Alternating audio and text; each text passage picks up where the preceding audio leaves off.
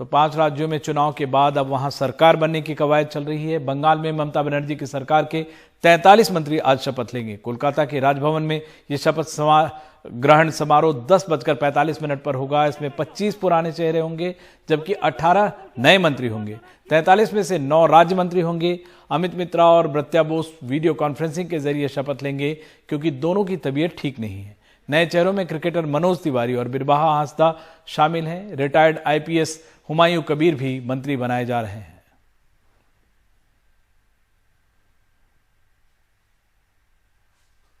वहीं असम में दोपहर 12 बजे हेमंत बिस्वा शर्मा नए मुख्यमंत्री बनेंगे। असम के सर्बानंद सोनोवाल पहले मुख्यमंत्री थे।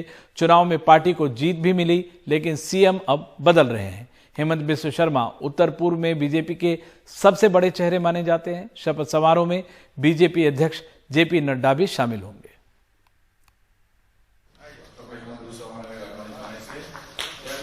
बीजेपी ने असम में सरकार का चेहरा बदल दिया है। सर्बानंद सोनोवाल की जगह 52 साल के हेमंत बिस्वा शर्मा को सीएम पद की जिम्मेदारी सौंपी गई है। हेमंत बिस्वा शर्मा जी के नाम का प्रस्ताव विधायक बीजेपी की सरकार दूसरी बार बनवाने के बावजूद सोनोवाल खुद दोबारा सीएम नहीं बन पाए। चुनाव के वक्त भी बीजेपी ने सोनोवाल को सीएम पद का उम्मीदवार नहीं घोषित किया था। फिर नतीजे आए और बड़ी जीत के बाद पार्टी ने हेमंत बिस्वा शर्मा पर भरोसा जताया, जो न सिर्फ असम बल्कि पूरे नॉर्थ ईस्ट में बीजेपी के रणनीतिकार हैं।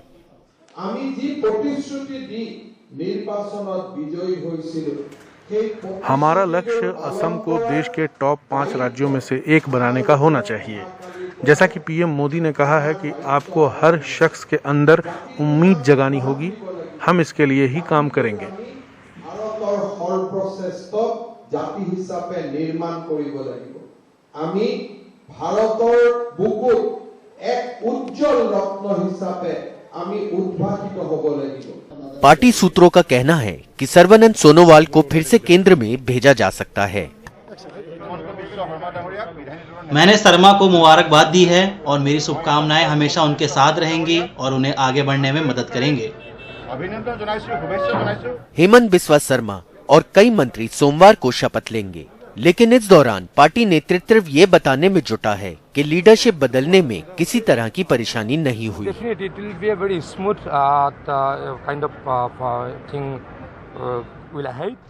पार्टी में किसी तरह का विरोध नहीं है, हम सब साथ हैं।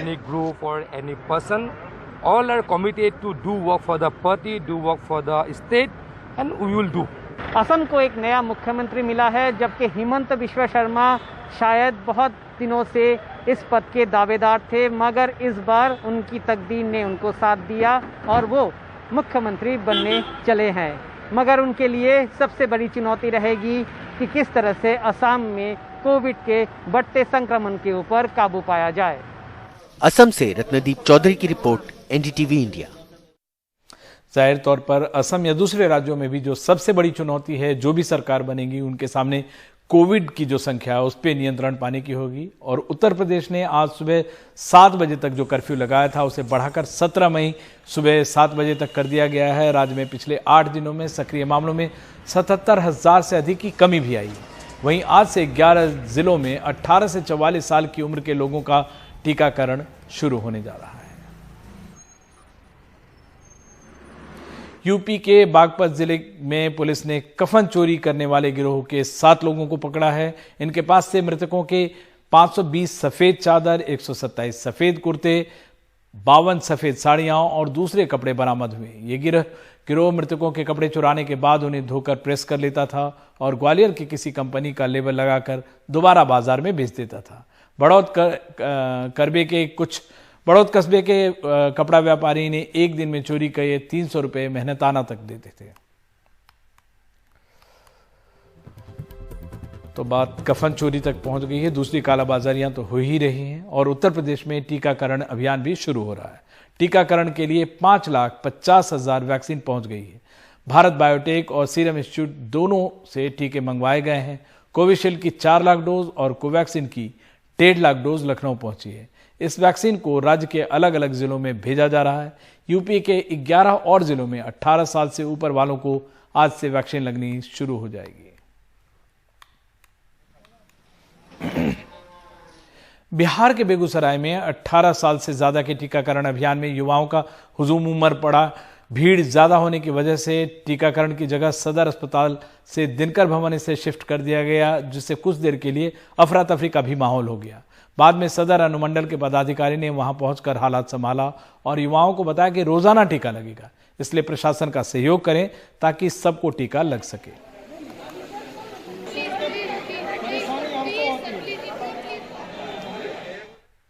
उधर छत्तीसगढ़ की राजधानी रायपुर में भी वीटीआई ग्राउंड, चंगोरा भाटा और दीनदयाल ऑडिटोरियम के बाहर हजारों की संख्या में लोग वैक्सीन लेने पहुंचे। वैक्सीन लेने के लिए लोगों की लंबी कतारें देखी गई। पंजाब में ऑक्सीजन की मांग लगातार बढ़ रही है। महीने में पहले 8 दिनों में ऑक्सीजन की मांग 60 मीट्रिक टन तक पहुंच गई। एयरफोर्स ने कहा कि बिगड़ते मौसम की वजह से 11 और 12 मई को ऑक्सीजन टैंकरों के ट्रांसपोर्ट में परेशानी आ सकती है।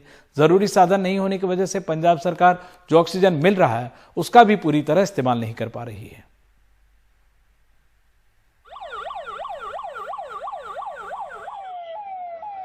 पंजाब में केस बढ़ने की वजह से सरबजीत सिंह जैसे कई लोगों को अपने रिश्तेदारों को प्राइवेट अस्पताल में भर्ती करवाने के लिए संघर्ष करना पड़ रहा है, जहां ऑक्सीजन सप्लाई की गारंटी हो। असल में देखा जाए तो ऑक्सीजन लेवल की इतनी शहर में कमी है, इसके ऊपर सरकार को, एडमिनिस्ट्रेशन को ध्यान देना चाहिए। हमारी किस्मत अच्छी थी कि हमें ऑक्सीजन वाला बेड मिल गया। मुझे नहीं पता कि हमारे बाद के कितने पेशेंट जिनको ऑक्सीजन की बेड की जरूरत होगी वो क्या इस हॉस्पिटल से भी वापस गए हैं या उनको मिला है।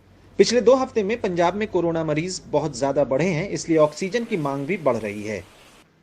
21 अप्रैल को राज्य के अस्पतालों में करीब 3000 कोरोना मरीज भर्ती थे।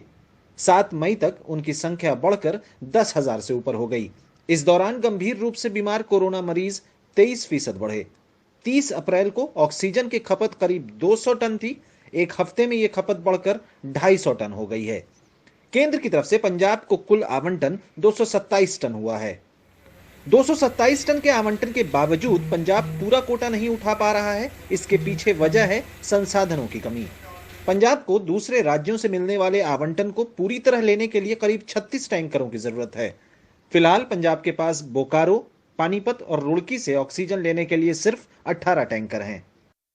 What we need immediately is allocation of 50 metric ton of oxygen in next 1-2 days and इतना ही ऑक्सीजन का अलोकेशन अगले आने वाले 4-5 दिनों में और होना चाहिए। टोटल मिला के हमें 100 मीट्रिक टन ऑक्सीजन चाहिए। आज हमारे जो इश्यूज हैं उनमें ऑक्सीजन के अलावा जो हमारे नेबरिंग स्टेट से जो प्लांट्स हैं वहां से हमारा अलोकेशन का भी बैकलॉग चल रहा है। These plants are because of different reason they are not able to supply us the required allocation. दूसरा इशू है बोकारो, जो हमारा अलोकेशन हुआ है वो बहुत दूरी पर है। वहां से turn around time despite IAF helping us in flying our tankers there, वो उतना एफिशिएंटली पॉसिबल नहीं हो सकता बिकॉज आने जाने में टाइम बहुत लगता है। कई मरीज दिल्ली NCR से इलाज के लिए पंजाब आ रहे हैं। इससे भी राज्य की स्वास्थ्य सेवाओं पर दबाव बढ़ा है। मुख्यमंत्री अमरिंदर सिंह की इस मांग को केंद्र ने ठुकरा दिया है कि राज्य सीधे ऑक्सीजन का आयात करें। केस हर रोज बढ़ रहे हैं और जानकारों का अंदेशा है कि इसी महीने हर रोज करीब 10,000 केस आने लगेंगे। इस संकट से निपटने के लिए आने वाले दिनों में ज्यादा मेडिकल ऑक्सीजन की जरूरत पड़ेगी। चंडीगढ़ से मोहम्मद गजाली, NDTV इंडिया।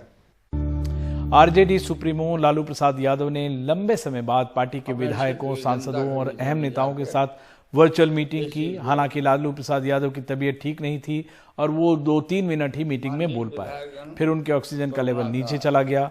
लालू प्रसाद यादव ने नेताओं से कहा है कि वो जल्दी ठीक होकर उनके बीच में आएंगे। काम को पूरा करना है, हम तो विवाद है।